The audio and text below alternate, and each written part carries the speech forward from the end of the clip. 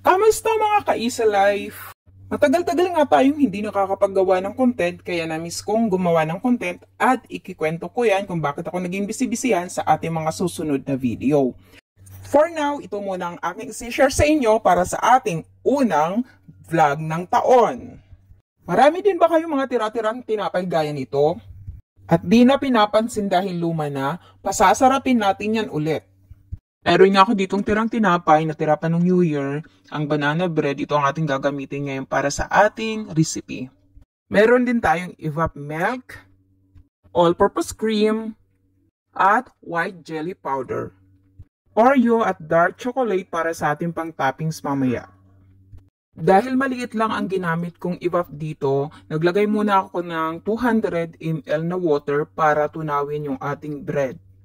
At nang natunaw na, tsaka na natin idadagdag yung ating evaporated milk para mas maging masarap at mas malinamnam ang ating dessert.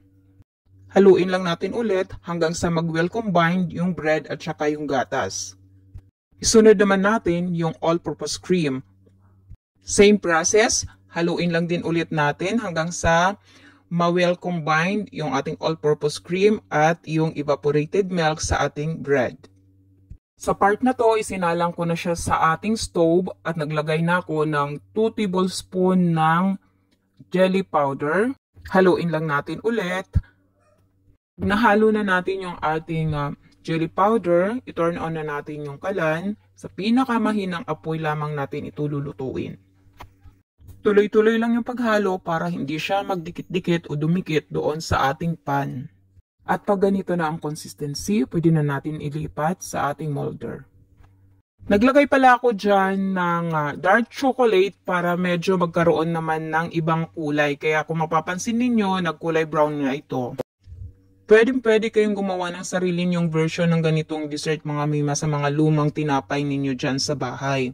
Dahil ako napanood ko lang din to at gumawa ko ng sarili kong version. Ilipat na natin siya sa molder. At ang ginamit ko ng molder ay empty container lang ng ice cream kasi ito lang ang meron ako dito sa bahay. Naglagay na nga ako dito ng ating toppings. Dinurog ko yung Oreo at inibabaw ko yung dark chocolate bago ilagay sa fridge. 2 hours ko nga lang ito pinalamig mga mema dahil excited na ako. Kaya hindi pa gaanong matigas pati yung chocolate. Kaya nung inilipat ko na siya dito, kung mapapansin niyo medyo nadurog yung ating dark chocolate on top. Pero maganda pa rin naman yung kinalabasan.